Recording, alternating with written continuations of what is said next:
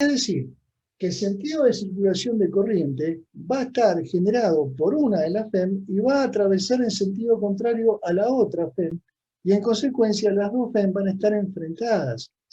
Es decir, la FEM total que se va a generar a lo largo de este circuito como un circuito único y no como dos espiras separadas, es la diferencia. ¿Sí? Cuando yo hago la diferencia entre la FEM de la espira mayor menos la FEM de la espira menor, entonces voy a encontrar la FEM neta que me va a dar la corriente que va a circular a través de todo el hilo.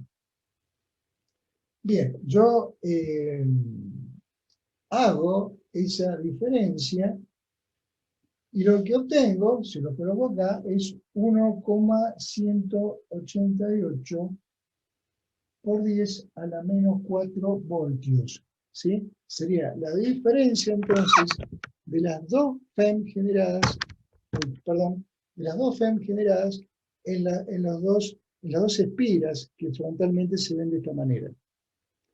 Bien, una vez que yo tengo la FEM total, como diferencia de las dos inducciones que tengo acá, lo que tengo que hacer es calcular la corriente, que en definitiva me pide el ejercicio, como entonces el cociente de este 1,188 por 10 a la menos 4 sobre la resistencia 0,12384 ohm.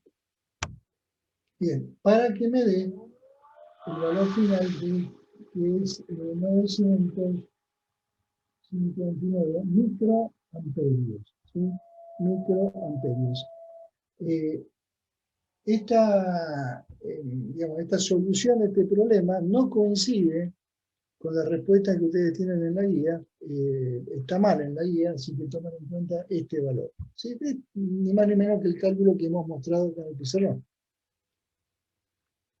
Bien, ahora, falta algo muy importante para la ley de Faraday. ¿Sí? Yo acá he colocado, en principio, para pensar en la inducción que genera esta área sometida a un campo magnético variable, y la inducción que ha ocurrido en esta otra área, también como consecuencia de este campo magnético variable, y lo he representado a través de dos FEM, la FEM 1 y la FEM 2, y le he puesto un signo menos más, ¿sí? Y en función de ese signo menos más, he pensado en una corriente final que está describiendo el 8, ¿sí? Pensando que la FEM 1 es mayor que la FEM 2, ¿por qué? Y porque el área de la FEM, digamos, del flujo concatenado acá es mayor que el otro área, entonces digo, bueno, E1 es mayor que E2. Efectivamente, la FEM en la espira mayor es más grande que la FEM en la espira menor. Pienso que se están contraponiendo, entonces hago la diferencia. Ahora, ¿por qué la he colocado en este sentido? Porque haberla colocado en este sentido generaría en definitiva una corriente que está circulando de esta manera. Bien, ahí tiene que ver, ahí en este último tramo, digamos, del razonamiento, tiene que ver el signo negativo que aparece en la ley de Faraday. ¿Sí? ¿En qué sentido? En el siguiente sentido. Yo tengo acá, entonces, finalmente, dos espiras, ¿sí? Una que, digamos, las dos están eléctricamente contrapuestas, por lo tanto, hay una que se va a imponer sobre la otra. La más grande se va a imponer sobre la más chica. Perfecto. Entonces, la corriente, en definitiva, que es por la que nos pregunta el ejercicio, ¿qué sentido va a tener? Va a tener un sentido horario en la espira más grande y antihorario en la espira más chica. ¿Sí? Pensemos en la espira más grande, que es la que termina ganando. ¿Sí? La que termina ganando es la espira más grande. Entonces, yo digo, el efecto final está condicionado a la corriente en la espira más grande. La espira más grande va a tener una circulación horaria o una circulación antihoraria. Bien, entonces ahí va el negativo de la derivada del flujo con respecto al tiempo, conceptualmente hablando. Si a mí el problema me dice que el campo magnético que está atravesando este pizarrón está disminuyendo, vale decir estas flechitas que yo tengo acá, estas crucecitas que tengo, que es un campo magnético entrante, está disminuyendo en intensidad. Entonces, ¿cómo debe o cómo prevé Faraday que va a reaccionar la espira mayor, ¿sí?, para contrarrestar esa disminución de campo magnético? Bien, induciéndose en la espira una corriente cuyo sentido tienda a generar un campo magnético propio que refuerce el campo que le están quitando. Porque este campo, que tengo las crucecitas acá, me dice el ejercicio que está disminuyendo a razón de 140 microtelas por segundo. Está disminuyendo. Entonces, ¿cómo reacciona la espira? Tratando de reforzar el campo que le están quitando, que se le está yendo, que está disminuyendo. ¿Cómo hace? Generando una corriente, induciendo una FEM y generando en consecuencia una corriente que refuerza el campo que se le está disminuyendo.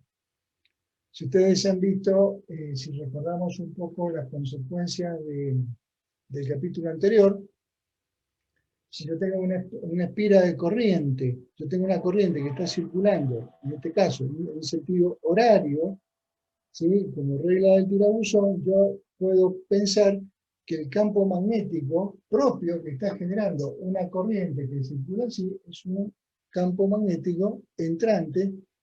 Bien, y en consecuencia, entonces, la respuesta al problema total sería de que la corriente que circula por el 8 es de este valor. Y el sentido que tiene sería el sentido horario en el lazo más grande, ¿sí? Y obviamente en el otro no le queda otra que circular con un sentido antihorario porque es el mismo circuito. Pero en el círculo mayor tendríamos un campo magnético entrante generado por una corriente en sentido horario. Bien. Bueno, y después el mismo ejercicio en su parte B me pide que calcule también Profe, la ¿le puedo hacer una corriente. pregunta con respecto ¿Cómo a no? este? Dale, dale. Que ahí nosotros restamos la FEM2 porque estaría dando un campo inducido hacia afuera, y a nosotros nos interesa solamente el que está hacia adentro porque es el que va a, tipo, el que va a ayudar al que está disminuyendo. Entonces, por eso le restamos.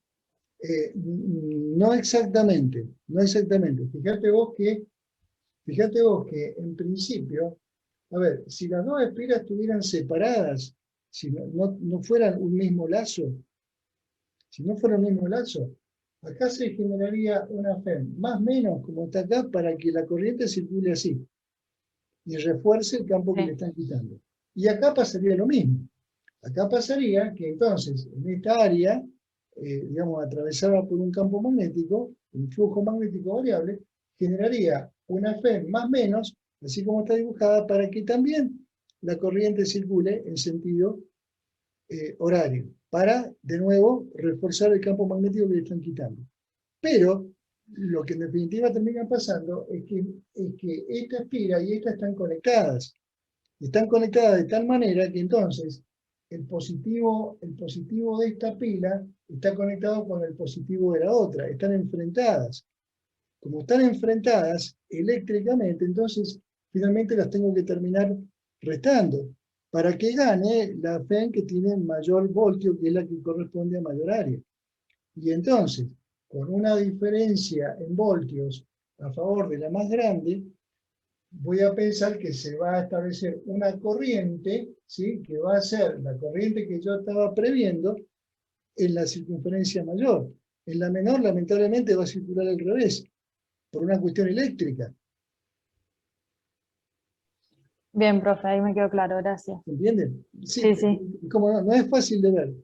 Si fueran dos espiras independientes, las dos reaccionarían de la misma manera. claro. Sí, de hecho, el más menos que le he puesto a cada una es el mismo. Pero como están conectadas, es el mismo alambre, entonces terminan oponiéndose una a otra. Bien, gracias, profe. Dale, bueno. FEM, yo le hago una pregunta en la forma que calculó la FEM, o sea, la Sí, de 1 y la de 2. sí, Ahí usted considera la variación de campo magnético. sí. O sea, el flujo es siempre con la variación. No, el flujo, a ver, la FEM, la FEM es el negativo de la derivada del flujo con respecto al tiempo. Claro, Bien, ahora, ¿qué es lo que es el flujo?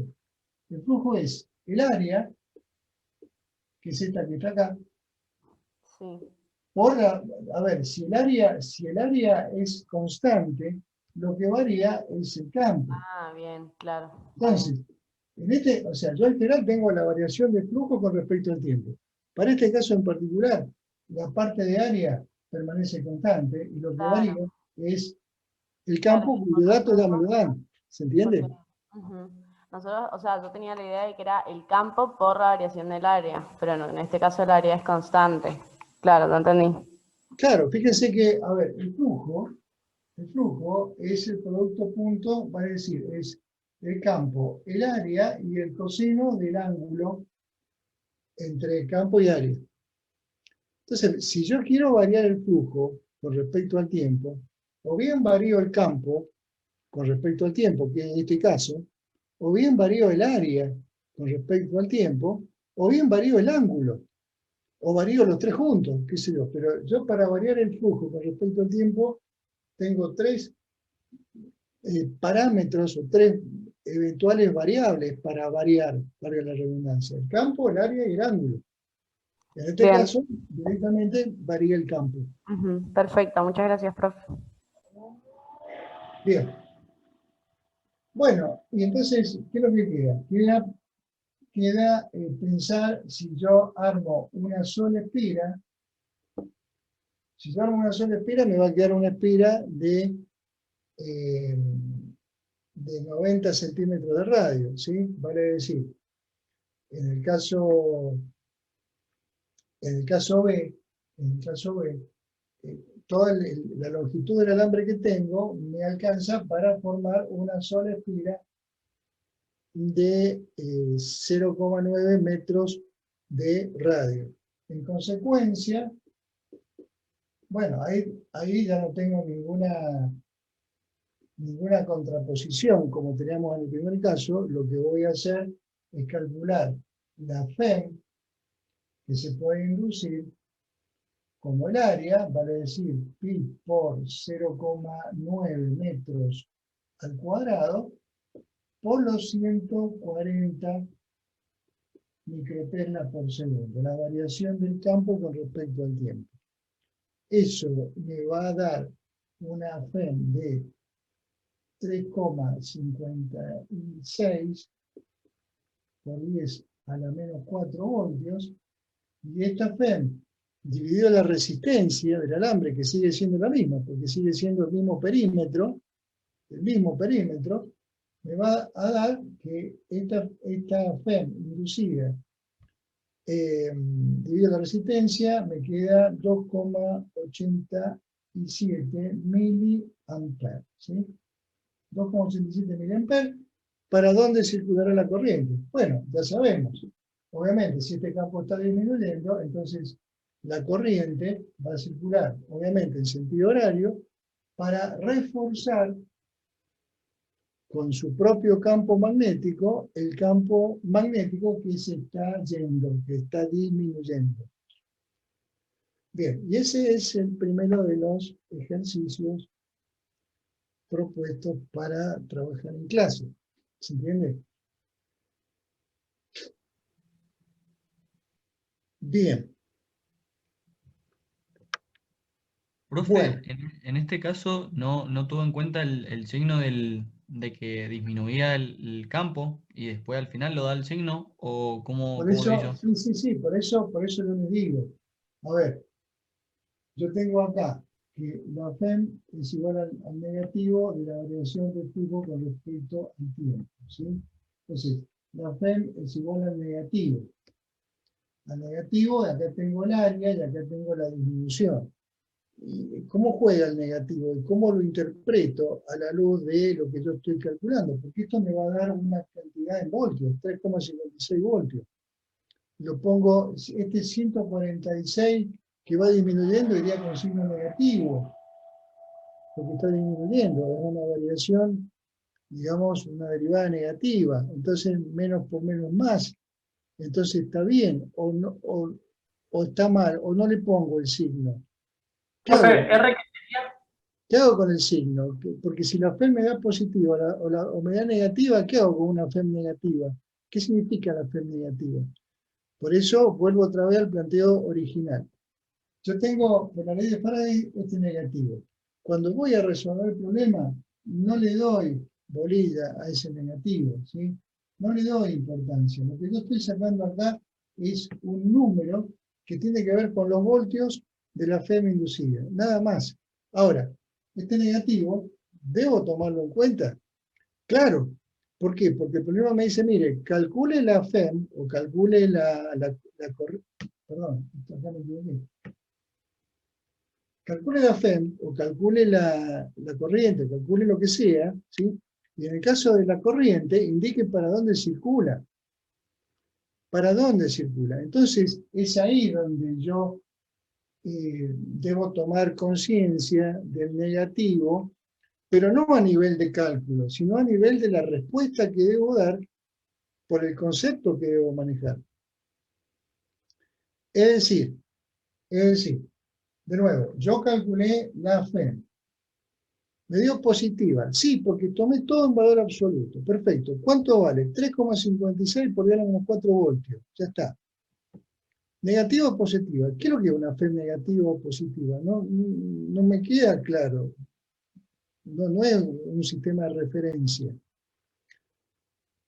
Ahora, ¿qué tengo que pensar? Que si el campo magnético está disminuyendo, las consecuencias de la inducción, la consecuencia de la ley de Faraday, se debe oponer a la causa que lo produce. La causa que lo produce es un campo magnético que está entrando a este pizarrón y está disminuyendo. Entonces, la FEM que se ha inducido va a generar una corriente que tendrá que tener un sentido tal que el campo magnético que ella misma provea se oponga a la disminución. Si estas crucecitas están cada vez más chiquititas, entonces yo me opongo a eso y genero una corriente en sentido horario, cosa que se refuerce el campo que se está naturalmente achicando a razón de 140 microteslas por segundo. Por eso insisto, ese signo, a la hora de cálculo, por ahí no me dice mucho, por ahí me confundo. Lo que debo hacer es evaluar la FEM inducida y luego, razonando sobre el ejercicio, ver que ese negativo implica que yo tengo que darle un sentido concreto para contrarrestar la variación que aparece acá. ¿Se entiende?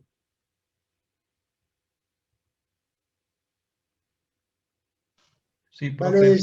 Vale decir que si en vez de decirme el problema, mire, en vez de estar disminuyendo, está aumentando a razón de 140 microtelas por segundo, bueno, todo es lo mismo, pero cuando tengo que dar el sentido, yo digo, a ver, el campo cada vez más, está creciendo cada vez más grande. ¿Cómo reacciona la inducción de Faraday?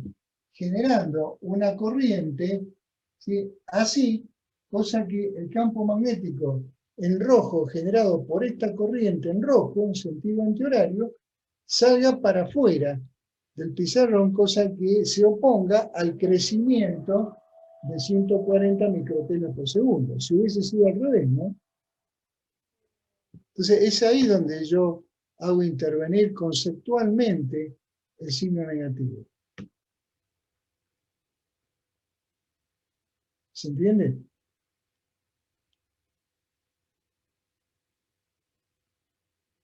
Sí, profe, perfecto. Hay que madurarlo un poquito, hay que madurarlo. Bueno, vamos al ejercicio 9.5, es el próximo que nos toca trabajar. A ver. Bueno, acá no me pide corriente, acá me pide la FEM inducida en esa espira. Y la FEM, por ley de Faraday, es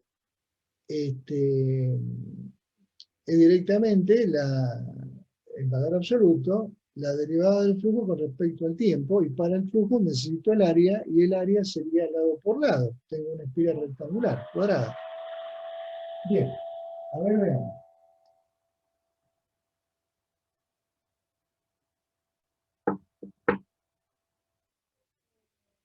A ver. Bueno, entonces tengo un sistema coordenado. Resulta que coincidente con el eje X tengo una corriente I1. Una corriente I1 que es de 10 amperes y en coincidencia con el eje Y tengo una corriente I2. ¿Sí? Esta corriente es función del tiempo, ¿sí? Es decir, bueno, 10 por el coseno de 1000 veces t. Bueno. Bien, y tengo una espira rectangular con todas las dimensiones que necesito. Bien. Bueno, también otra cosa que ya debemos traer desde la unidad anterior es, con ayuda de la ley de Biot, es saber que cuando yo tengo un conductor recto y largo, a ver, cuando yo tengo un conductor recto y largo, supongamos que el conductor lo estoy viendo de frente y la corriente está entrando al pizarrón, ¿sí? Yo sé que a una distancia R, la intensidad de campo, eso me lo dio la ley de Ampère. Esto es un cable recto y largo, esto es un cable recto y largo. Entonces, si por el cable recto y largo se tiene una corriente, a una cierta distancia R, el campo es mu 0 con la corriente sobre 2πr, ¿sí? Es inversamente proporcional con la distancia al cable. Eso me lo dio la ley de Ampère. Pero la ley de Biot me da siempre, me complementa esto dándome la dirección y sentido. Bien, yo sé que si yo tengo un cable que está entrando al pizarrón a una distancia R, yo podría trazar una circunferencia de radio R y saber que si la corriente está entrando, el campo magnético es tangente a esa circunferencia, ¿sí? Está como circulando alrededor del cable. Está circulando en sentido horario. ¿Por qué? Porque la corriente está entrando al pizarrón. La corriente está entrando, es como que alrededor se está estableciendo un campo magnético. ¿Y por qué traza una circunferencia? Para pensar en campos magnéticos de la misma intensidad, de la misma magnitud. Porque el campo es inversamente proporcional a R. Como tengo todos los valores con el mismo R, lo único que va cambiando punto a punto es la dirección del campo magnético. Pero la magnitud me la dio la ley de Ampère. Bien, obviamente, si en vez de que la corriente ahí, en vez de entrar, yo pongo acá un puntito, está saliendo, entonces si sale como si yo estuviera desenroscando, entonces obviamente a una distancia R tengo siempre la misma magnitud, pero en este caso el vector campo estaría apuntando o circulando en sentido contrario, ¿sí? Eso para tener en cuenta a la hora de resolver estos problemas, porque es como que uno tiene que tener la facilidad de manejar rápidamente la dirección y sentido del campo magnético. La magnitud me la da siempre Ampère. Bien, dicho esto, entonces, a ver, concentrémonos un poquito en nuestro problema.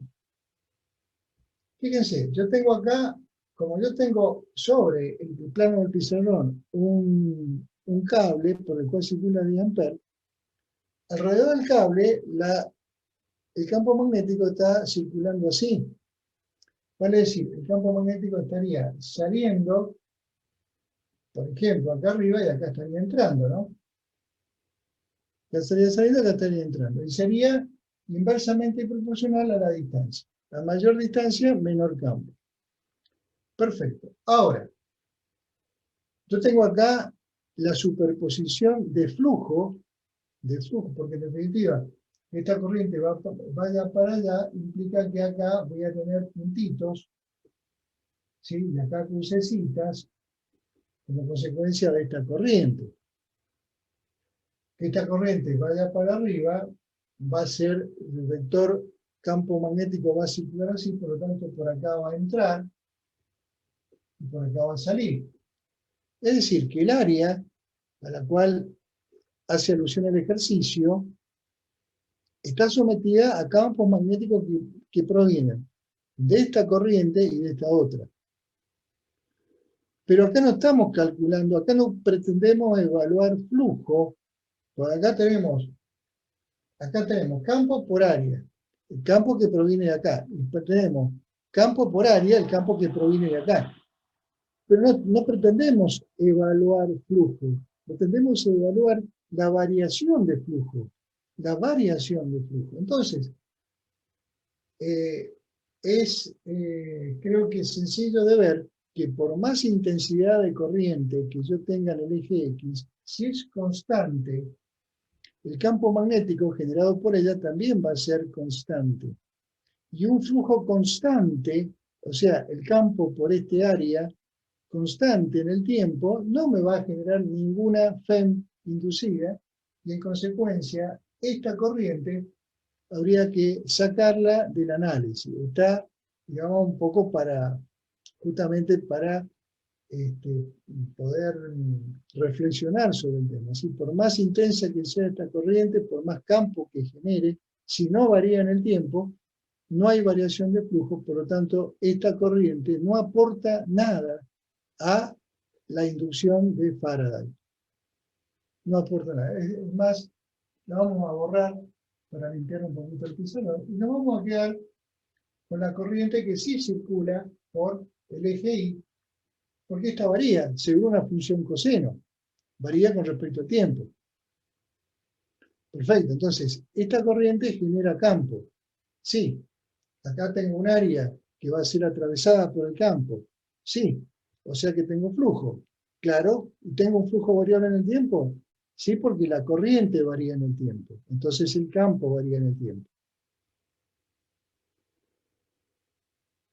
Bien, entonces, yo digo, ¿cuánto vale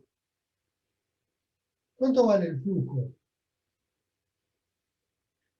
que genera esta corriente? La otra la desechamos porque porque cuando tengamos que hacer la derivada del flujo con respecto al tiempo, la corriente de acá me va a dar 0. La derivada me va a dar 0 porque es todo constante. Entonces vamos a lo que varía.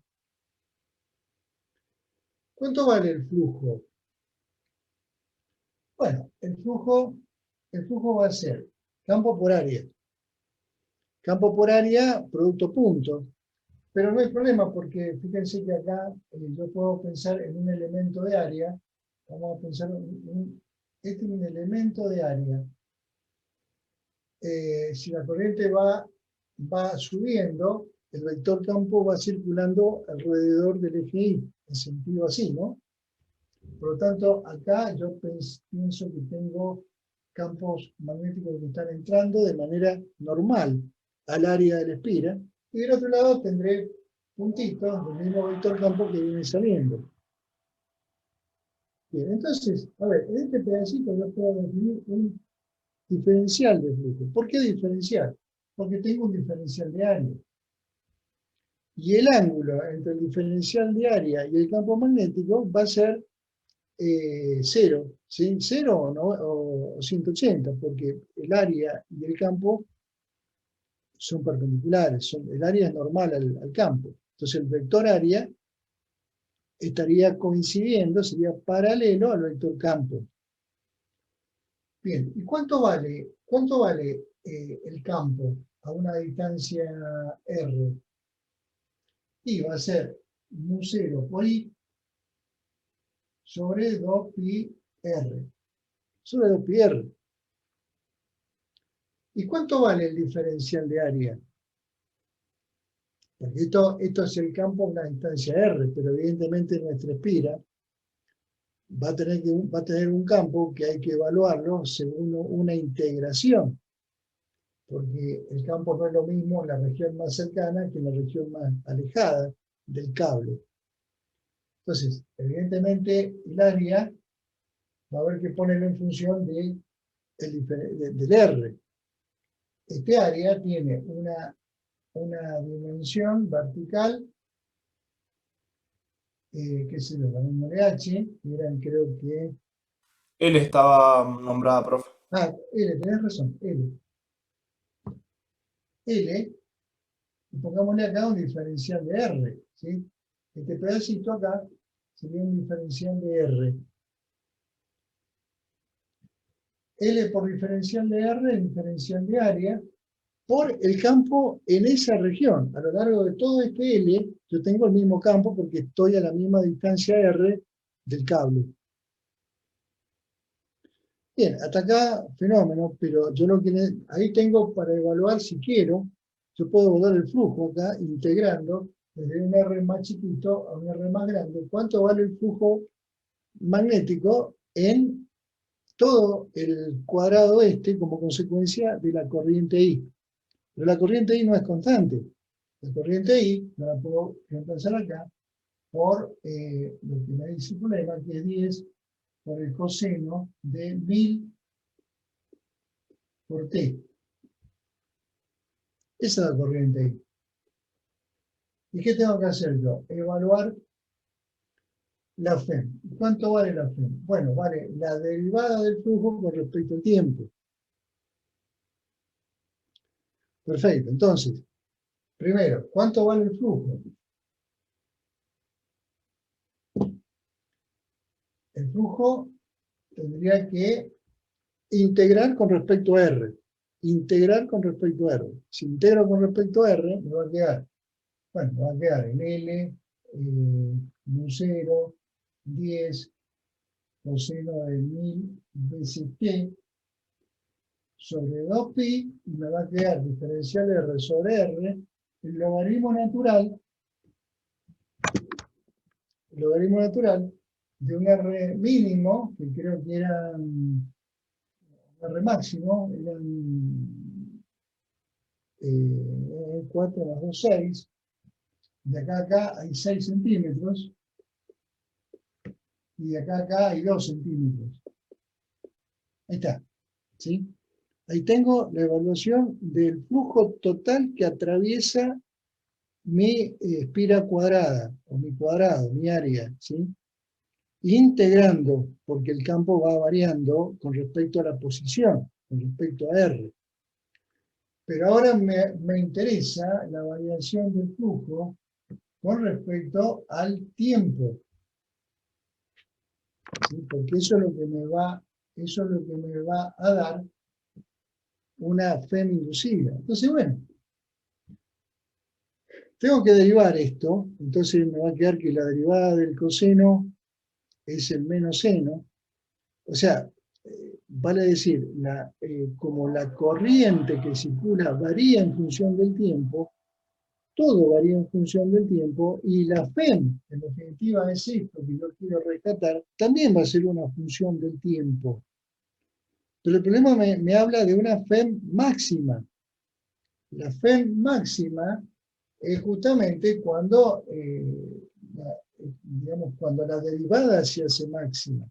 ¿Cuándo la derivada se hace máxima? A ver, yo lo que voy a poner acá es L mu 0 por 10, y la derivada del coseno es el seno, el menos seno, ¿no? Menos seno de 1000t. Por la derivada de 1000t, que es 1000.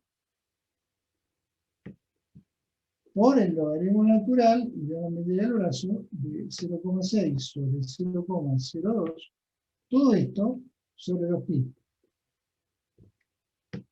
Bien, de acá yo rescato la función FEM del tiempo.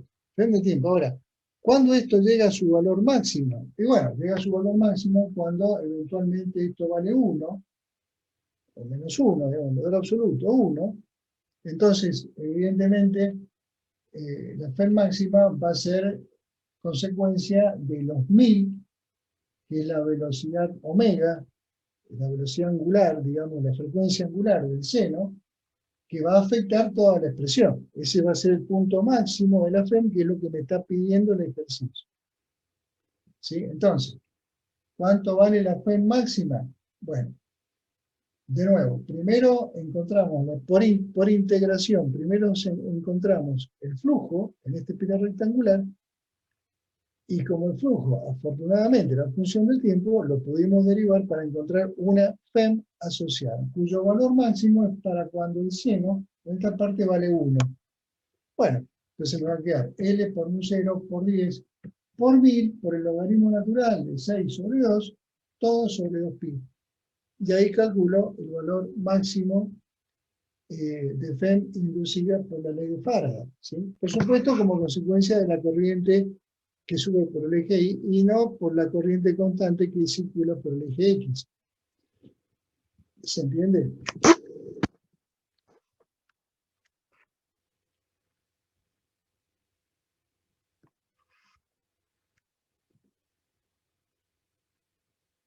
¿Preguntas? Profe, ahí en ese caso, por ejemplo, si nos hubieran pedido el tiempo de la FEM máxima, o sea, ahí sí nos importaría el signo, el negativo, porque nos tendría que dar -1, así nos da máxima. Muy bien, ¿O pero no? a ver, la FEM, a ver, ¿cómo es el tema? Yo tengo una corriente que, digamos, como es una función cosenoidal, el coseno cuando es positivo, la corriente sube, con L, y cuando el coseno es negativo, la corriente iría para abajo, hay una inversión. Por lo tanto, digamos, la variación de la FEM inducida también va a ser que la FEM primero apunte para un lado y después para el otro. El más menos de la FEM inducida estaría cambiando, oscilando. Y si esto es una espira de un conductor, la corriente circularía para un lado y luego circularía para el otro. Es decir, evidentemente, el valor máximo, el valor máximo de la FEM lo alcanzo cuando el seno de 1000t vale 1 o menos 1. O 1 o menos 1. Es como el valor máximo del seno. El valor máximo del seno, valor absoluto, o es 1 o es menos 1. Bien, entonces yo ahí bien podría rescatar para este valor de omega, de 1000 radianes por segundo, en qué tiempo ocurren esos estados máximos, ¿sí?, del seno, máximo positivo o máximo negativo, para tener el máximo o el máximo de la FEM. Claro, está bien. Pero, Gracias. digamos, pero de nuevo, el signo no me dice mucho. Que la FEM me dé positiva, me dé negativa, no me dice mucho. Sí, lo único que puedo saber es que la FEM distribuida a lo largo de la espira va a tener una polaridad que, si tuviese ella que generar una corriente en la espira, se opondría a la variación de el campo. Si el campo va creciendo, tendería a disminuirlo; si va disminuyendo, tendería a aumentarlo. Lo mismo que pasó en el ejercicio anterior. Perfecto, gracias, profe. Vale. Claro, profe, acá como la corriente es como con una función coseno, como que el campo va a aumentar y disminuir en algunas partes, no es como que va a estar fijo. Exacto. Claro, a mí lo que me interesa en la ley de Faraday es que cambie en el tiempo, ¿sí? Si aumenta o disminuye, la corriente va a variar. En algún momento va a ir subiendo, va a ir decreciendo, se va a volver negativa, vale decir, si la corriente subía, hay un momento que tiende a bajar, y luego vuelve a subir, porque la función coseno se hace negativa. Entonces se hace negativa es que la corriente, en vez de subir, baja. Bueno, fenómeno. Mientras varíe, yo me permito hacer una derivada y entonces encontrar un valor máximo, que es lo que me pide el problema, para ver cuál es el valor pico máximo de la FEM inducida en la espira. Por eso el ejercicio da como respuesta un valor positivo, no tengo signo acá. Es decir, un valor absoluto, quiero decir, ¿no?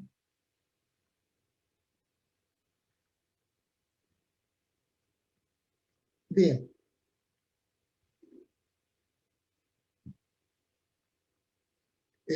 Bueno, avanzamos entonces al próximo ejercicio, si no hay preguntas.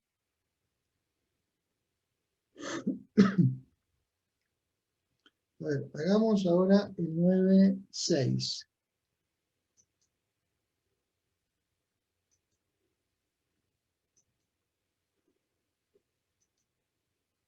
El 9.6, ¿sí? Tiene que ver con FEM inducida por movimiento. FEM inducida por movimiento. Dice, un avión se desplaza hacia el sur sobre el ecuador, bueno, campo magnético horizontal y de magnitud 50 microtesla, que más o menos es en promedio lo que suele medirse el campo magnético terrestre. Su hélice mide 1,80 m y gira a 240 revoluciones por minuto en sentido antihorario si se mira el avión desde el frente. Bien, dice determinar la diferencia de potencial entre el eje de la hélice y cualquiera de los extremos, ¿sí? Se entiende que desde el eje de la hélice a un extremo, la paleta, digamos, vale 1,8 metros. A ver, tiene que ver con lo siguiente.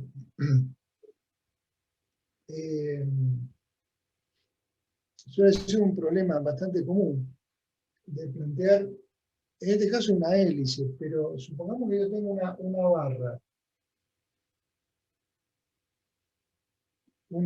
de material, digamos, conductor, un material metálico. Esta sería la hélice del ejercicio, ¿sí? El avión, o sea, esta sería una de las paletas, supongamos que la otra estuviese por acá. Tengo las dos. Tengo las dos. Yo lo estoy mirando de frente y me dice que esto está girando a una velocidad angular de 240 RPM. ¿Sí? 240 RPM que evidentemente va a haber que llevarla a unidades del sistema internacional, vale decir radian sobre segundo, y no revoluciones por minuto. Bien, yo tengo acá un aspa de la hélice que mide 1,80 m. Y me dice que el avión está viajando desde el norte hacia el sur. Yo lo estoy mirando desde el sur, lo estoy mirando de frente.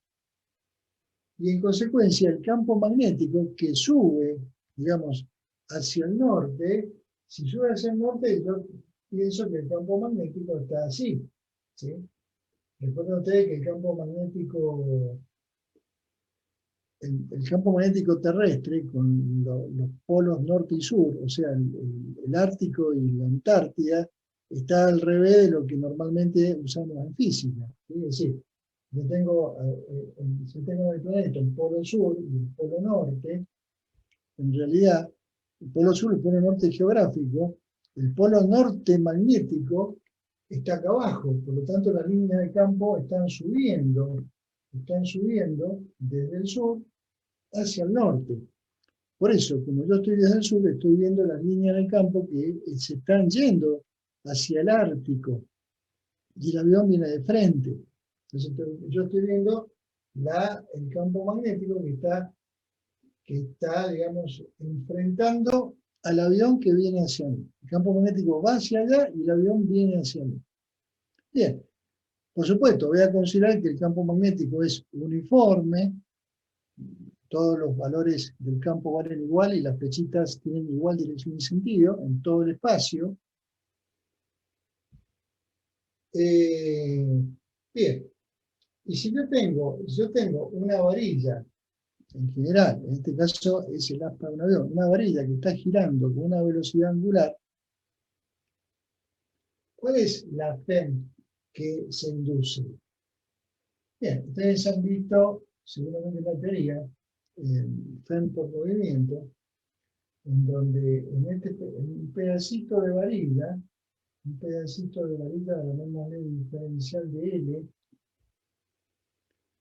se induce un diferencial de FEM que tiene que ver con esta expresión. Es el producto vectorial entre la velocidad de la varilla y el campo magnético, punto, diferencial de L.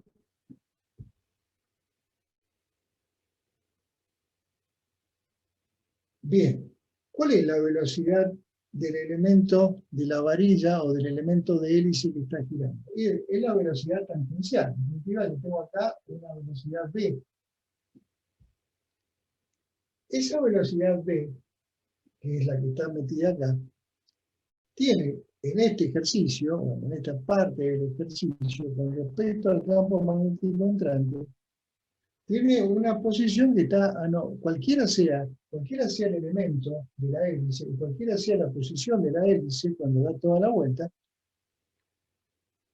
el vector velocidad está a 90 grados del vector campo que está siempre entrando al pizarrón. ¿Vale? El vector velocidad está en un plano, está en el plano del pizarrón siempre, y el vector campo está normal al pizarrón. Por lo tanto, el ángulo que va a estar metido acá es 90 grados. Bien. Ahora, si yo hago el producto con la mano derecha, ¿sí? Producto cruz, que está previsto acá, de velocidad por campo, resulta que el dedo pulgar me está indicando en la dirección de la varilla. En la dirección de la varilla. ¿Qué dirección tiene la varilla? Ahí, la dirección del aspa de la hélice. ¿Y qué sentido tiene? Bueno, eso es medio relativo. Lo puedo poner mirando para allá o lo puedo poner mirando para acá. Vale decir, en un caso como este ángulo, el del producto punto, bien le podría poner, supongamos que diferencial L lleva punto para el centro, para adentro, ahí el ángulo vale 0.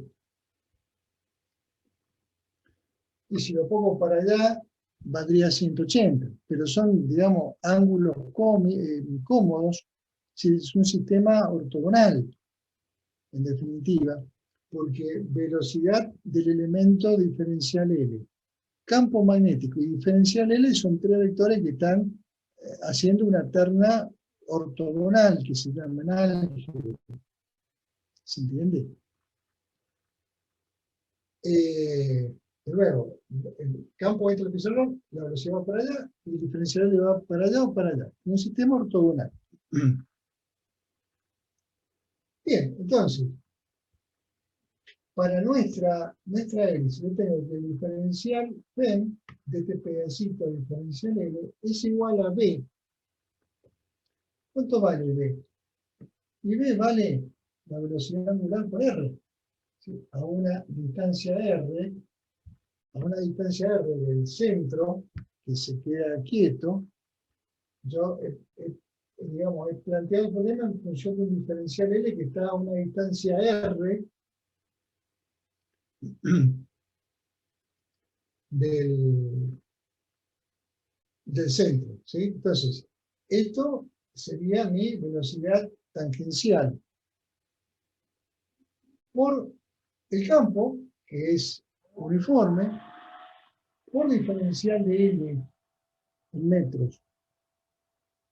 Bien, en definitiva, por diferencial de L, que entonces, como tiene la misma dirección radial que el radio de giro del diferencial, entonces también lo podría cambiar por un nombre más adecuado a los efectos de ver que los distintos diferenciales FEM que yo puedo acumular a lo largo de toda la varilla dependen de la velocidad. Y la velocidad depende del radio, porque todos los puntos tienen la misma velocidad angular, pero distinta distancia con respecto al eje. Entonces, ¿qué es lo que varía de un diferencial FEM a otro?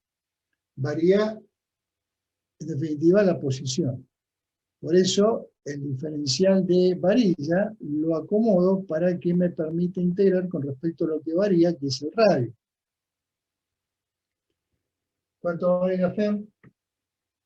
B por omega por R al cuadrado sobre 2. Por R al cuadrado sobre 2. Bien. Es decir, teniendo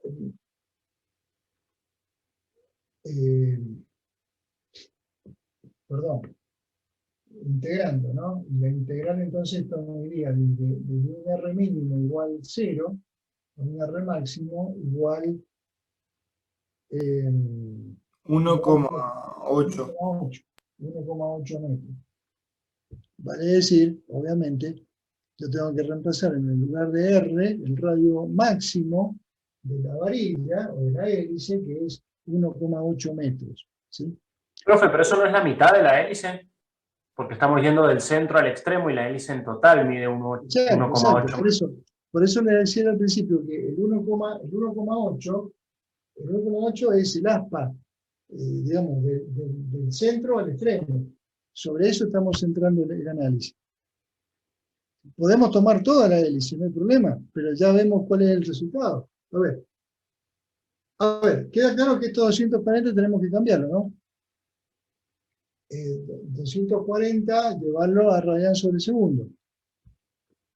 ¿Sí o no? Es decir, la velocidad que es 240 revoluciones por minuto, acá pongo una revolución, y en radian una revolución es una vuelta completa, en 2pi, ¿no? 2pi radianes. Y después por minuto, van a decir, acá puedo poner un minuto, para que... No. A ver, ¿cómo lo veo? 240 revoluciones por minuto significa 240 vueltas en un minuto. Bueno, entonces, ahí tenemos que una vuelta son 2pi radianes.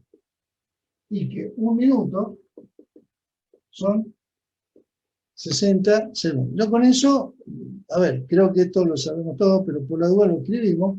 240 por 2pi dividido 60 va a ser el valor que tengo que poner acá para que la FEM me quede en voltios. ¿Sí? Bueno, entonces, yo calculo el valor absoluto, digamos, de la FEM que se va a inducir en la varilla, en el aspa, como consecuencia de la situación.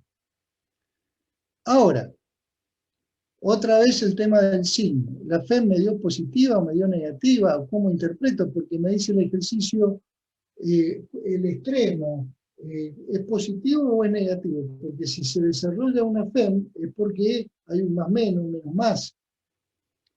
¿Cómo hago para determinarlo? ¿Sí? Bien. A ver, en principio debemos saber que si el material es un conductor, entonces yo puedo pensar que dentro del conductor yo tengo portadores, electrones libres, o portadores positivos, ¿sí? Supongamos que tengamos, para simplificar las cosas, supongamos que como esto es un material conductor, yo tengo portadores positivos que están libres de moverse a lo largo de la estructura. Ahora, ¿cuál era la fuerza sobre una carga en un campo magnético? ¿Se fijan cómo era? A ver, cuando yo tenía la fuerza magnética era igual a Q por B, la velocidad de la partícula, vectorial B. unidad 7, la primera que vimos de magnetismo. La fuerza sobre el vector fuerza sobre una partícula de carga Q que se mueve con una velocidad v en un campo magnético. Bien, entonces, si yo tengo dentro de este conductor una carga, pongámosle positiva, si se está moviendo, si la carga está en este primer diferencial L que nosotros elegimos, si se está moviendo con velocidad hacia allá y el campo es hacia adentro, el vector fuerza, este vector fuerza me indica para el centro. Vale decir que toda la carga positiva se va a venir acá, y si el mismo ejercicio yo lo hago para un electrón, una carga negativa, bueno, lo mismo, ¿no? Yo digo, velocidad por campo, el pulgar me da para allá, pero como es un electrón, va para el otro lado. Entonces, acá aparecería la carga negativa. Vale decir que la diferencia de potencial de la FEM por movimiento de una varilla en un campo magnético, me estaría dando un más menos, un menos más, diciéndome que el extremo de la pala de la hélice es negativo con respecto al centro. Es negativo con respecto al centro. Y con respecto a una pregunta que hizo uno de los compañeros recién, si yo tomo toda la hélice, bueno, el mismo análisis que hicimos para esta parte lo hacemos para la otra. El mismo análisis me daría que también acumula acá el positivo y también acumula acá el negativo, y la diferencia de potencial entre un extremo y otro sería cero. Sería cero, entre esto y esto sería cero. Yo la diferencia de potencial la puedo encontrar o medir, por ejemplo, entre un extremo y el centro, el eje. Ahí puedo especular con una diferencia de potencial, pero entre punta y punta tengo cero. Pero no hay que considerar el centro con doble carga positiva, con el doble de la carga positiva para calcular la diferencia potencial. Entonces, si hubiera que calcularla, ¿cuánto se acumula de ambos lados carga positiva en el centro, mientras que se distribuye la mitad y mitad a cada extremo de la hélice? Sí, está bien. ¿Cuál es el problema? No, que si hubiera que calcular diferencia de potencial hay que considerar como la carga positiva 2 veces la carga de media hélice, ¿verdad? Si quisiera calcular del centro a un extremo. Bueno, pero no es carga, es diferencia de potencial. Está bien, estaría asociado a una acumulación de carga. Es correcto lo que está diciendo. Sí, sí. Sí, yo puedo considerar que acá se ha duplicado la carga que se ha juntado. Se ha juntado carga como consecuencia de la velocidad angular. Y la carga que yo tengo acá negativa, acá es el doble, porque es la que corresponde a esto y la que corresponde al otro. Sí, sí, sin duda. Es cierto lo que está diciendo. ¿Está bien?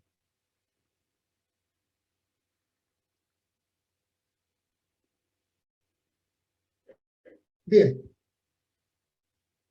Bueno, este ejercicio tiene una parte B que no la vamos a hacer porque hay ciertas cosas que, digamos, habría que aclarar y que se complica mucho. Si el punto B, ¿qué es lo que me dice? Me dice que el avión va a transitar de sureste a noreste. Entonces ahí, digamos, los vectores de velocidad tangencial de los elementos, es medio complicado de calcular. ¿Sí? Me parece confuso el tema, así que hemos quedado en quitar la parte B de este ejercicio. ¿Sí? La parte B no. La parte C sería sencilla. Fíjense que la parte C me dice cuánto se induciría en la paleta de la hélice del avión si volara en la dirección este-oeste. Bien, la respuesta es 0 voltios. ¿Por qué? Porque serían paralelos los campos. La velocidad y el campo magnético serían paralelos. Más o menos, fíjate, yo tengo, a ver, podría ser, yo tengo el campo, acá tengo el sur, acá tengo el norte, entonces el norte geográfico, ¿no? Entonces este es mi vector campo magnético, entonces el avión el avión está volando, a ver, vamos a ver un sitio, ¿no? Me sale más o menos. Así, ¿no? Bien, entonces acá está la hélice. Acá está la hélice, la estoy mirando como de arriba, digamos. Este sería el este, este sería el oeste. Bien, y acá está el eje y acá está la hélice que está girando. Bien, yo tengo que imaginar cada elemento de la paleta de la hélice que está girando. Bueno, en algún momento ese vector velocidad del elemento de paleta va a coincidir con la dirección sur-norte, en otro momento va a coincidir con la dirección norte-sur, va a ir cambiando de posición el vector velocidad tangencial de un elemento de hélice, ¿sí? Pero cualquiera sea el resultado del producto vectorial de la velocidad tangencial de un elemento de hélice, ¿sí? El hecho es de que el producto vectorial de B por B le va a dar en un plano perpendicular tanto a B como a B, vale decir, el plano, la dirección de este vector, va a estar en la dirección este-oeste. Es decir, que cuando yo tengo que hacer el producto punto por un diferencial de L, o por el L de la paleta, lo que tengo acá es siempre 90 grados, por lo tanto, obviamente, la FEM inducida en las aspas de la hélice del avión va a ser cero, ¿sí? Por la perpendicularidad de la situación de la hélice con respecto a este producto vectorial. Entonces, bueno, punto C, 0, punto B, lo dejamos sin, lo excluimos. ¿Se entiende?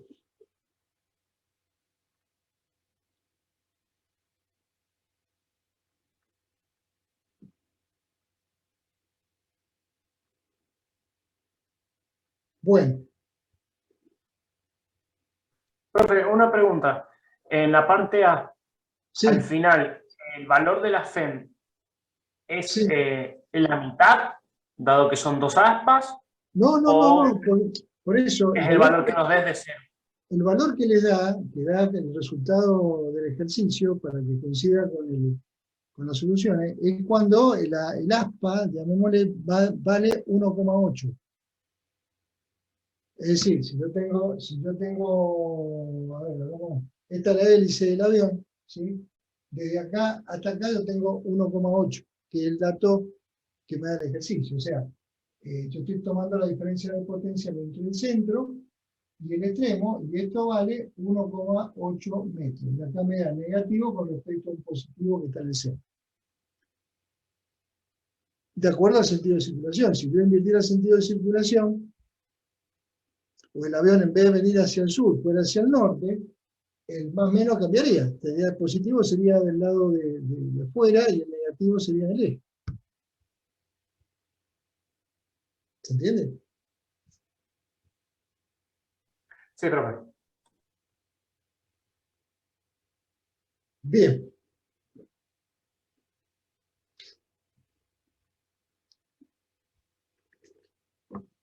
Bueno, a ver cómo sigue. El próximo ejercicio va a ser el 9-10, ¿sí? Este del cubo que aparece.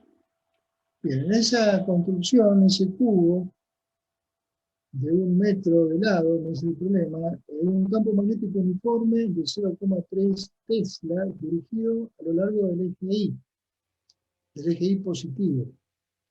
Bien, tenemos 3 cables remarcados, el cable A, el cable C y el cable D, que se mueven en la dirección indicada y me dan la velocidad. Bien, simplemente cuál es la diferencia de potencial entre los extremos del cable, de cada cable, es más de lo mismo, más de el mismo problema de FEM por movimiento de un conductor, en este caso recto, ¿sí? A ver,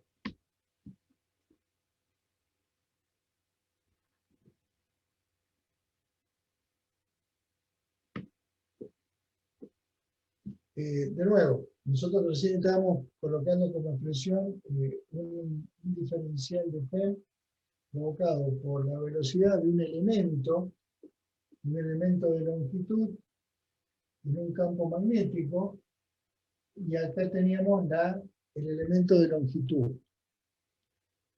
Bien, ahora, si yo tengo un campo magnético uniforme, una velocidad única para todos los diferenciales L, y diferencial L no forma parte de un L curvo, sino que es un tramo recto, entonces directamente puedo poner acá la Fe, y acá directamente puedo poner un L. Que es, digo, ¿sí?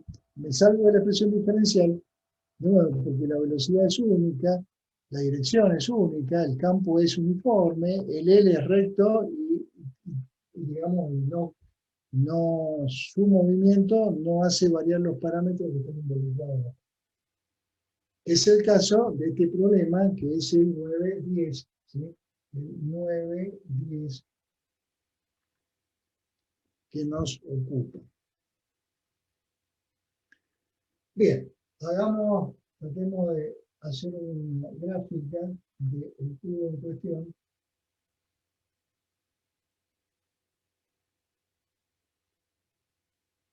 Ahí está. Bien, ¿y qué tengo? Tengo un campo magnético uniforme en la dirección del eje Y.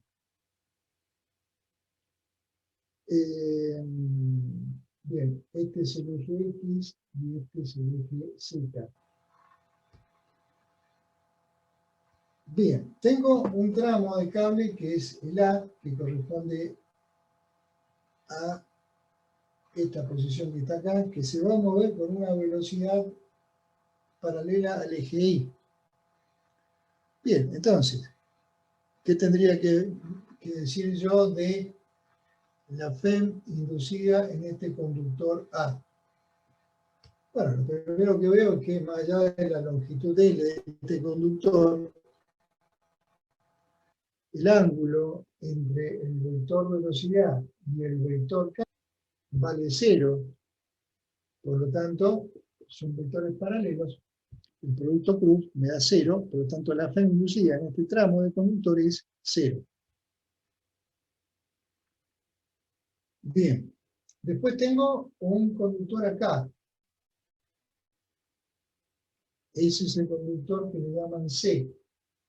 Bien, ese conductor se va a desplazar en una diagonal a 45 grados del plano hacia esta otra arista. Bien, entonces, ¿cuánto valdría la FEM inducida por el movimiento de este tramo C del conductor? Bien, tengo el valor de velocidad. Y lo puedo, a ver, obviamente esto es un producto mixto. Es un producto mixto. Yo podría, si puedo armar los vectores en 3 componentes, puedo armar un solo determinante donde ponga B corta, B larga y L, y puedo resolver. Es un número. En definitiva, no deja de ser un producto punto, entonces el resultado es un escalar que es la FEM. Bien, o me la puedo ingeniar sabiendo que si esto es un escalar, el escalar proviene de contemplar el ángulo que tengo acá y el ángulo que tengo acá, y los módulos de los 3 vectores que intervienen. En ese caso, fíjense que, a ver, el vector velocidad, este vector velocidad tiene con el vector campo magnético, que es uniforme en la dirección del eje dispositivo, un ángulo de 45 grados.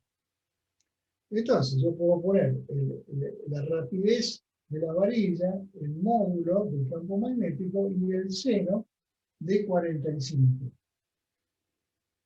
Y el seno de 45. Y después poner la longitud L y pensar, con ayuda de la mano derecha, cómo resulta el ángulo entre este producto, el vector que resulta de ese producto cruz, y el vector L.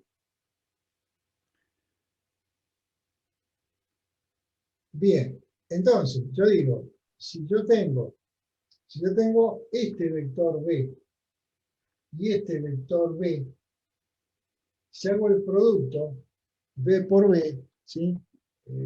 A ver, me voy a contracturar. B por B, el pulgar me estaría indicando en la misma dirección de C. ¿Puede ser? El producto vectorial entre B y B está en un plano, digamos, está en una dirección perpendicular tanto a la velocidad como al campo.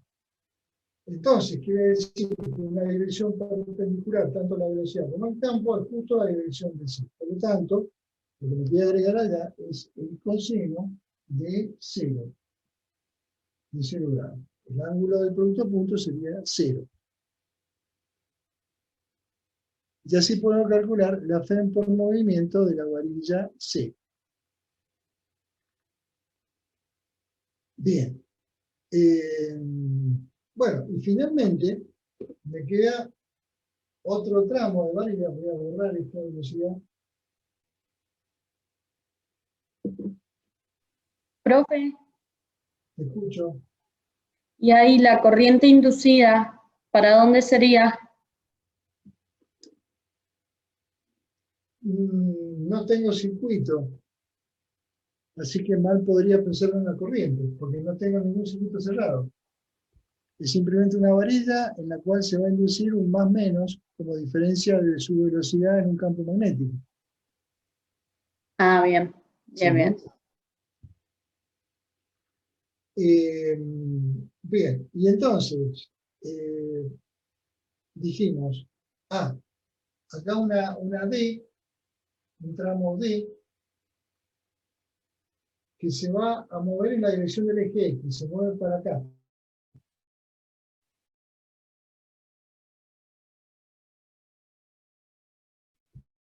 Va a ser la velocidad, que creo que siempre es la misma, ¿sí? La rapidez, digamos. Por el campo magnético, por el seno del cuánto. Bueno, yo veo claramente que el campo magnético está en la dirección Y y la velocidad está en la dirección X, por lo tanto tengo el seno de 90. Bien, por la longitud, que ya no vale L, sino que vale la hipotenusa, vale decir L por raíz de 2. ¿Está bien? L, valga lo que valga, L por raíz de 2 sería la forma de calcular la hipotenusa de este cuadrado, de esta cara. Bien, ¿y qué tengo que evaluar ahora? El ángulo entre el producto vectorial y el vector L. El producto vectorial entre el vector velocidad, que está en el eje X, y el vector campo, que está en el eje Y, me da el vector Z, me da para arriba, ¿no? Si yo el producto de este por este, me da para arriba. Me da para arriba. Y si me da para arriba, con respecto a esta varilla, que está a 45 grados, implicaría que justamente tengo que agregarle acá el coseno de 45, para que me dé la FEM inducida.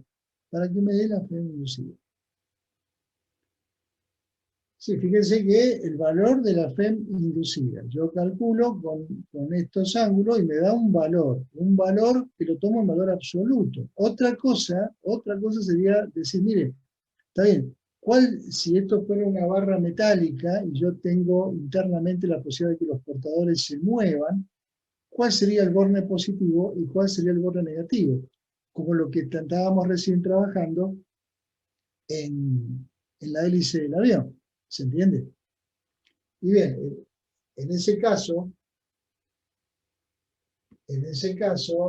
yo me la ingeniería con la misma forma que vimos recién con la hélice del avión.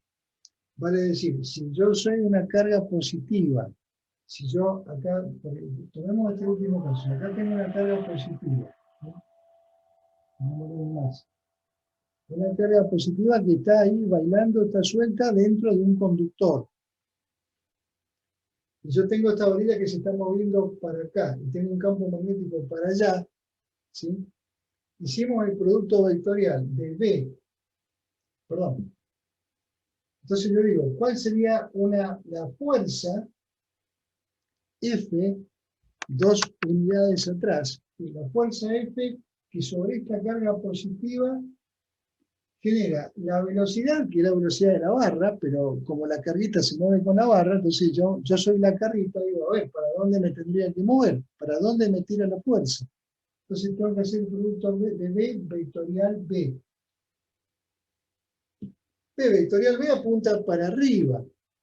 Bien, no me puedo ir para arriba porque el cable está en diagonal. Bueno, pero me voy lo más arriba que puedo por acá. Entonces, acá tendría el signo positivo y acá tendría el signo negativo. Es la manera que yo me doy maña si me preguntasen de esta situación cuál es el extremo positivo y cuál es el negativo. De nuevo, me valgo de la fórmula de fuerza sobre una carga puntual positiva que tiene una velocidad en un campo magnético. ¿Se entiende?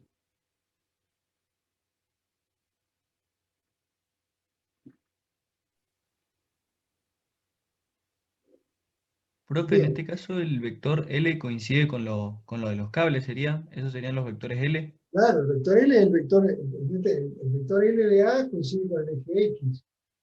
El vector L de C coincide con el eje X también acá arriba, el C. Y este vector L último es una diagonal, cuya Bien. longitud es un poquito mayor. Por eso digo, otra manera de poder resolver esto, esta es la manera creo que más sencilla, pero sería armarme de vectores B, B y L para armar un determinante y resolver el producto mixto. Pero es más complicado. En este ejercicio se complicaría.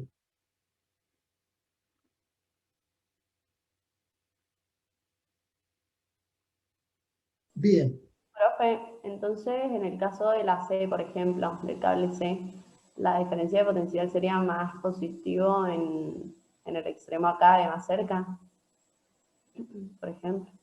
en el caso de C, a ver, la velocidad iba para acá, ¿no? Cruzaba. Claro, entonces yo hacía velocidad por campo y el dedo me daba para acá. Vale decir que este sería el extremo positivo contra el negativo. Perfecto, gracias, profe. Claro.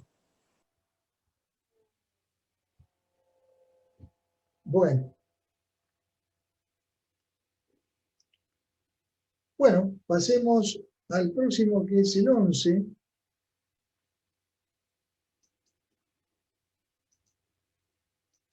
Veamos el 11. Bien, este es un clásico, ¿sí? Este es un clásico. Un solenoide largo y delgado tiene 800 vueltas por metro y un radio de 2 centímetros. La corriente en el solenoide aumenta a una razón uniforme de 50 amperes por segundo. Diga cuál es la magnitud del campo eléctrico inducido en un punto cercano al centro del solenoide a 1,40 centímetros de su eje, a 2,80 centímetros de su eje. A ver, ¿qué quiere decir un lugar cercano al centro del solenoide? Eso por ahí confunde.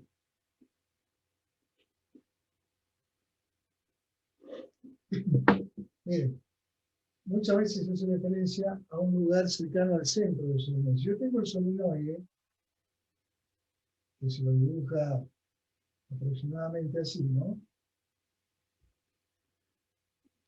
Por supuesto que las espiras son bien apretaditas, pero o sea, hace referencia al centro del solenoide por decir el centro longitudinal. ¿Por qué? Porque si yo me voy a los extremos del solenoide, acá yo tengo un extremo, acá tengo otro extremo, por ahí el campo magnético ya tiene condiciones de contorno que no son las que prevé la ley de Ampère. Como me dicen en el centro del solenoide, yo sé que en el centro del solenoide, acá, yo puedo tener un campo magnético que es lo que me da la ley de Ampère, que es mu0 por n por i. ¿Qué es lo que es n? El número de vueltas por metro de longitud del solenoide. Entonces, cuando me dicen cerca del centro del solenoide, me están diciendo un centro en sentido longitudinal, porque es acá, en esta región, donde se cumple la ley de Ampère. Cuando yo me aproximo a los extremos, como el solenoide se va terminando, esa expresión deja de ser exactamente cierta, ¿sí? Es un comentario aparte. Un comentario aparte. Entonces, estamos en el centro del solenoide. Ahora, cuando yo voy a trabajar el ejercicio, no miro el solenoide como lo dibujé acá, sino lo miro así. Lo miro de perfil, digamos, ¿sí? Entonces, el solenoide tiene un radio, me dice el ejercicio. 2 centímetros de radio. 2 centímetros de radio. Y acá tengo todo el bobinado. Entonces me está pidiendo un campo magnético inducido a 1,40 centímetros por acá, ¿sí? 1,40 y a 2,80. A 2,80 centímetros, siempre con respecto al centro del solenoide, ¿sí? Pero de nuevo, si yo tengo todo el solenoide, este corte que tengo está en el centro, como dice el ejercicio, en el centro longitudinal. Una vez que yo tengo el corte, entonces yo lo miro de perfil y digo, bueno, esto tiene un área interior de 2 centímetros y me pide el campo eléctrico inducido en 2 distancias, una interior y otra exterior del solenoide. Bien. ¿Cómo es el tema? El tema es la expresión que la integral, o sea, la FEM,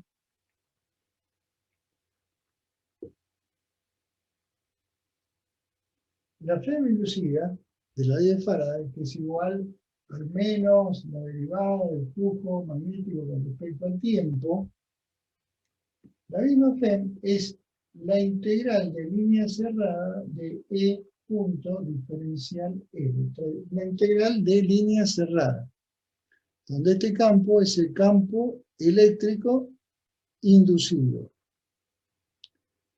Un campo nuevo, porque si esto fuera un campo eléctrico electrostático, si yo hago una integral de línea cerrada en un campo eléctrico electrostático, esta integral me da 0, porque es conservativo. ¿Sí? Me da 0, no me da epsilon, no me da esta derivada, no, me da 0. Si tuviéramos en el entorno de cargas estáticas en donde el campo es conservativo. Pero este campo es un campo de naturaleza distinta, es un campo de naturaleza distinta, se llama campo eléctrico inducido por la ley de Faraday. Por eso la integral de línea cerrada no me da 0.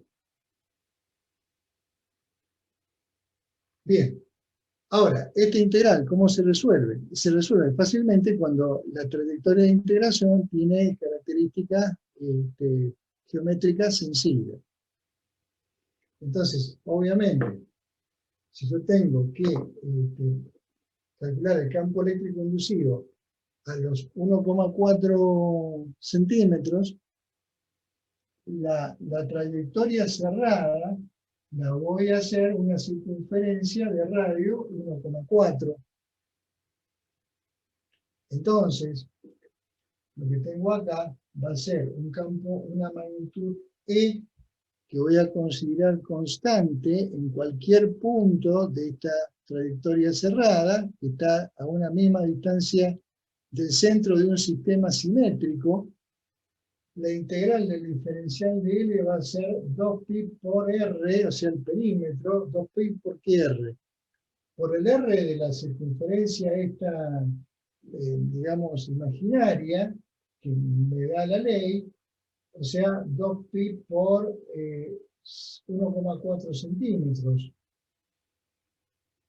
¿Sí? ¿Y esto a qué es igual? ¿A qué debe ser igual? Y es igual a la variación de flujo en el tiempo. A la variación de flujo en el tiempo. Tomémosla, no nos volvamos locos con el signo negativo. En principio veamos la variación de flujo en el tiempo. Bien, ¿cuánto vale la variación de flujo en el tiempo? Bueno, ¿cuánto vale el flujo que está... a ver, el flujo que me va a generar este campo eléctrico inducido es el flujo que de alguna manera está encerrado por esta trayectoria cerrada. Es el flujo que yo puedo leer acá adentro, ¿sí? Que tiene que ver con un campo eléctrico inducido a 1,4 centímetros. Entonces yo hago la trayectoria cerrada con una simetría que me permita calcular fácilmente esta integral, pero del otro lado, el flujo al cual hago, la variación del flujo al cual hago alusión, es un flujo encerrado por esta línea. Bien. ¿Cuánto vale? A ver. ¿Cuánto vale? Flujo. Es área. ¿Cuánto vale el área? El área es pi por radio al cuadrado. Pi por 0,014 al cuadrado. No pongo metros, nada para no completar el pizarrón, ¿sí? Es decir, estoy tomando, como digo, el área encerrada por este perímetro. Y flujo, y variación de flujo. Bueno, el área es constante, lo que va a variar es el campo en el tiempo, y el campo en el tiempo era el dato, ¿sí? No, el campo no, era la corriente. Bien, ¿cuánto vale el campo? ¿Cuánto vale? Acá tengo que poner la derivada del campo con respecto al tiempo. Pero ¿cuánto vale el campo en el interior del solenoide? El campo vale mu 0, si tengo aire, por n, que es la concentración de vuelta, por la corriente. Bien, entonces, el área es constante y el campo es mu 0 por n por i en el interior, en la parte central del solenoide. Bueno, entonces debo reemplazar esto acá, y si reemplazo esto acá, me va a quedar mu 0 por n por la derivada de i en el tiempo. Y la derivada de i en el tiempo es lo que el ejercicio me da. Me dice derivada de i en el tiempo, que me dice que es 50 amperes por segundo. La corriente está variando a razón de 50 amperes por segundo. Entonces, todo esto que tengo acá es la derivada del campo con respecto al tiempo. ¿Por qué? Porque varía la corriente. Y me dice el ejercicio que la corriente varía a razón de 50 amperes por segundo. Entonces, de nuevo, el planteo para encontrar el campo eléctrico inducido me pide que yo, concéntrico al solenoide, trace una circunferencia por el punto en donde yo pretendo calcular el campo. El campo por 2pi por 0,014. Del otro lado, ¿qué tengo que poner? La variación de flujo en el tiempo, en donde el área es el área encerrada por mi trayectoria, que es donde tengo un flujo variable. En este caso, en función de la corriente. ¿Sí? Bien. Ahora, ¿qué pasa? Esto sería, digamos, el caso A. ¿Qué pasa el caso B? Digamos, el caso de encontrar el campo eléctrico inducido acá Profe, arriba. Sí. antes de pasar al otro, ¿el N son las espiras que están? Ah, sí, sí, el N sería el dato de 800. Este que decía Perfecto, 800 vueltas por metro, este N sería 800. perfecto, perfecto. Eso era, gracias. Sí, sí. Bien. ¿Qué pasa cuando tengo que calcular el campo eléctrico inducido acá arriba? Hago lo mismo. En principio hago lo mismo, pero hay una sutil diferencia. A ver, si yo me voy acá afuera, el mismo planteo lo hago pensando en una circunferencia que la cierro por fuera de radio 2,8. Bien, entonces escribo esto mismo, digo, el campo acá es por 2pi por el radio, o sea, 0,028 va a ser igual a la variación de flujo en el tiempo encerrada por esta trayectoria. Y acá la cosa cambia. ¿Por qué? Porque, a ver, la variación de campo magnético en el tiempo es la misma, ¿sí? Pongamos primero eso. Tengo mu 0 por m por los 50 amperes sobre el segundo. ¿Qué es esto? Es la variación del campo magnético en el tiempo. Tengo que incorporar el área. ¿Qué área? El área que corresponde al flujo que varía. Y el área que corresponde al flujo que varía no es todo esto, sino es solamente el interior del solenoide, porque el flujo llega hasta ahí. El flujo llega hasta ahí, entonces, lo que voy a poner acá es pi por radio cuadrado. ¿Pero cuál es el radio? 2 centímetros.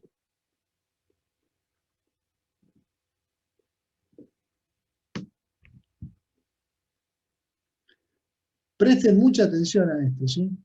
Esto es un campo inducido, eléctrico inducido, en el interior del solenoide. En consecuencia, este 0,014 coincide con este 0,014.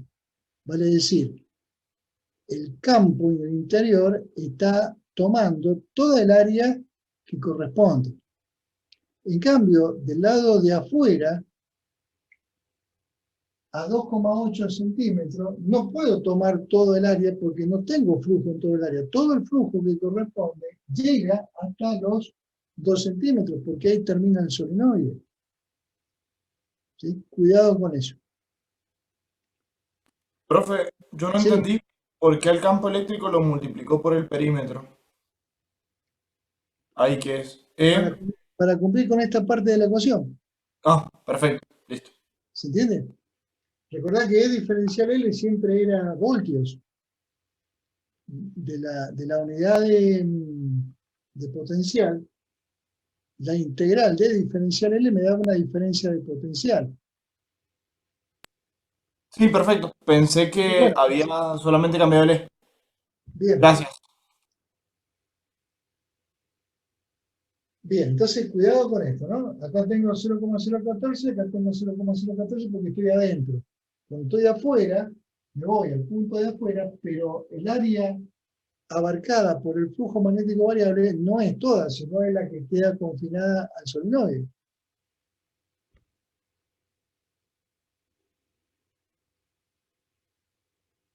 Bien.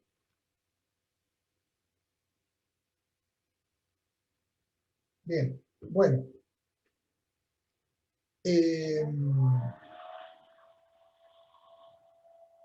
Bueno, vamos al último de los ejercicios. ¿Sí? A ver. Que sería el 12. Este que tenemos en pantalla. Que aparece un dibujito ahí de un capacitor cargándose, es el mismo dibujito que está en el libro, está sacado del libro. Es un tema también teórico. Dice un capacitor de placas paralelas lleno de aire se está cargando.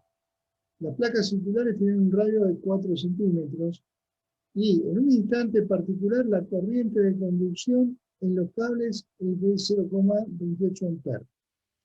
¿Cuál es el campo magnético inducido entre las placas a una distancia de 2 centímetros del eje? Y ve si se rellena completamente con un dieléctrico de constante K igual 2, y ahora el flujo eléctrico varía según esa ley que aparece acá, en función del cuadrado del tiempo. ¿En qué tiempo se tendría 50 microamperes de corriente de desplazamiento? ¿Sí? Bien. Eso venía de la unidad anterior, el tema de corriente de desplazamiento. Veamos. A ver.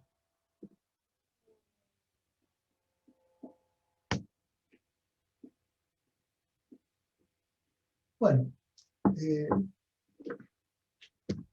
ustedes cuando vieron corriente de desplazamiento, vieron que la ley de Ampère se completa con el tema de corriente de desplazamiento. La ley de Ampère que me decía esto, un 0 por I, la corriente encerrada por la trayectoria de Ampère, resulta que cuando aparece el problema en la carga de un capacitor, bueno, aparece la necesidad de complementar, de completar la ley de Ampère. Entonces acá aparece una I sub C y acá una I sub D, una corriente de desplazamiento. Y la corriente de desplazamiento a su vez, ¿qué es lo que es? Es un epsilon 0, por la derivada del flujo eléctrico con respecto al tiempo, ¿sí? Esto sería la I sub D.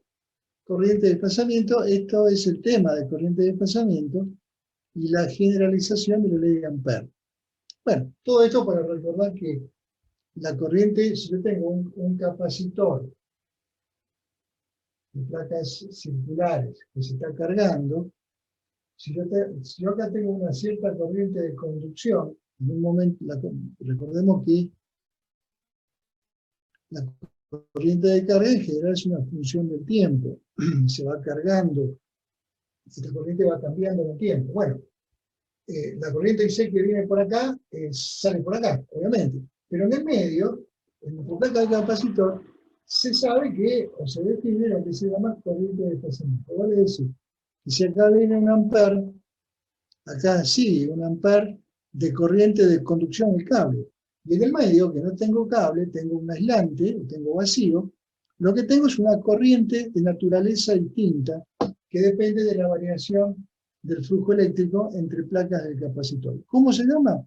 Corriente de desplazamiento. Si yo tengo un ampere acá y sigue un ampere acá, evidentemente lo que tengo acá es un ampere de corriente de desplazamiento. ¿Sí? Bien. Bueno, y esto, ¿cómo es? En el libro también aparece que como consecuencia de la existencia de esta corriente de desplazamiento entre las placas de un capacitor, decimos que, así como asociada a una corriente de conducción, Ampère me prevé un campo magnético asociado en el entorno del cable, también, aplicando la ley de Ampère acá adentro, de la circunferencia, del diferencial de L que se integra, si yo aplico la ley de Ampère acá adentro, también descubro la intensidad de campo magnético entre placas del capacitor como consecuencia de la corriente de desplazamiento. La diferencia cuál es, que acá la corriente de conducción es como que viene concentrada en el cablecito, mientras que la corriente de desplazamiento es como que está distribuida entre las placas del capacitor. Entonces, si yo tomo una cierta distancia desde el centro del sistema a un punto en donde pretendo calcular el campo magnético asociado a la corriente, tendré que ver cuánta corriente de desplazamiento encierra el punto en donde pretendo calcular el campo magnético. Bien, ese es un tema de teoría. El tema de teoría, en definitiva, me dice que a una cierta distancia R del centro, el campo magnético, esperen que no me acuerdo, sí me acuerdo que es una función lineal, y acá está, el campo magnético a una distancia R es mu0 por I sobre 2pi, R mayúscula al cuadrado por R. ¿Sí? Es una deducción sencilla que hay. De nuevo, es aplicar la ley de Ampère entre placas del capacitor, en este espacio de dieléctrico, para ver que yo tengo a una cierta distancia R del centro un campo magnético que lo voy a calcular en función de ciertas cosas que tienen que ver con la corriente de desplazamiento. Pero que acá, en la fórmula final, depende de la corriente que está circulando en el cable. Es decir, que el campo magnético va a variar en forma lineal con el radio. Bien, ¿y qué me dice el problema? ¿Cuál es el campo magnético inducido entre las placas a una distancia de 2 centímetros? Bien, quiere decir que para el ejercicio tengo que calcular el campo magnético a 2 centímetros del eje. ¿Sí? Placas que tienen como radio máximo, de R grande, 4 centímetros. Cuando la corriente de conducción es de 0,28 amperes. ¿Sí? Bueno, esa es la expresión que hay que calcular, que hay que usar para calcular el campo magnético a 2 centímetros de un capacitor que tiene placas de 4 centímetros de radio.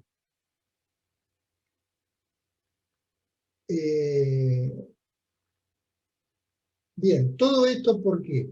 Porque de nuevo, es como que se entiende que la corriente de desplazamiento, los mismos 0,28 amperes que vienen por el cable, entre placas se distribuyen en todo el volumen del capacitor. Entonces, si yo quiero calcular un campo magnético en un radio menor, ese campo magnético está producido por una parte de esa corriente, no toda, sino la parte que quedaría encerrada por los 2 centímetros a los cuales pretendo calcular el campo magnético. Bueno, todo ese razonamiento está en el libro, y la fórmula final para poder calcular es esa que está ahí.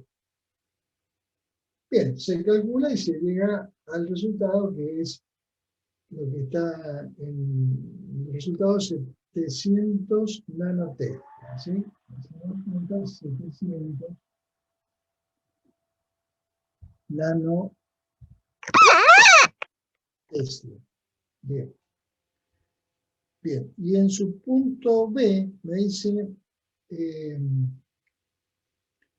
si se rellena completamente con un dieléctrico, K igual 4, ahora el flujo eléctrico varía según una función del tiempo. Bueno, ¿en qué tiempo se tiene 50 microamperes de corriente de desplazamiento? Bien, y ahí enganchamos con lo que habíamos presentado recién. A ver, la corriente de desplazamiento es epsilon 0 por la derivada del flujo, el flujo eléctrico, con respecto al tiempo. ¿Sí? Bien. Me dicen que la corriente de desplazamiento debe ser 50 microamperes. Ojo, si la corriente de desplazamiento es 50 microamperes, porque la corriente de conducción es 50 microamperes. ¿Sí? Acá vengo con corriente de conducción, salto a desplazamiento, sigo con conducción. Entonces, la corriente de desplazamiento es 50 microamperes.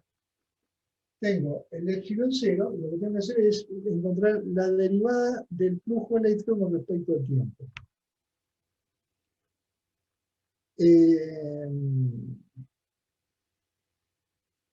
Bien. Bueno, el flujo estaba buscando el área, no hace falta, porque tengo la función flujo. La función tengo que derivar con respecto al tiempo, la función flujo que me dice que es 1,13, 10 a la 4, por t al cuadrado.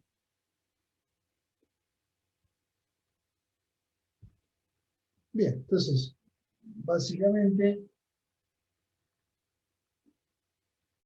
entonces, esto me va a quedar, es 0 por 1,13, 10 a la 4, por 2, por t. Ahí está. Profe, ¿no poseía un dieléctrico el capacitor? Perdón, tenés razón. Tengo un dieléctrico, por lo tanto el epsilon 0 tengo que cambiarlo por epsilon. ¿Sí? Por epsilon. Entonces, ¿cuánto vale epsilon? Epsilon vale el K sub D por el epsilon 0, eso sería el epsilon, y esto me da 50 microamperes. Sí, perdón. Ahí está. Entonces, en el capacitor inserto un dieléctrico de constante K igual 4. Entonces acá tengo 4 veces epsilon 0. Bien, y tengo la función flujo, que la derivo con respecto al tiempo, y me pregunta en qué tiempo la corriente de desplazamiento, que es todo esto, llega a 50 microamperes, bueno, la despejo de ahí. Y no hay problema, da bien. Está bien, no hay problema con eso. ¿Se entiende?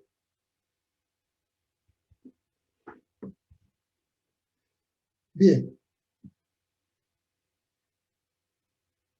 Bueno, esos son los ejercicios que tenemos previstos para hoy.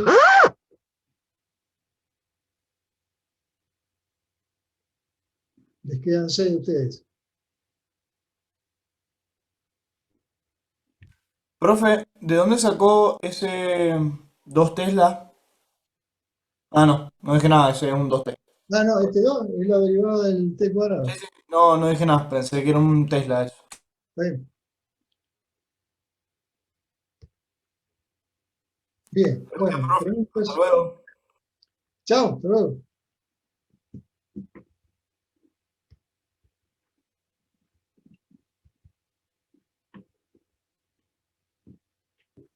Gracias, profe.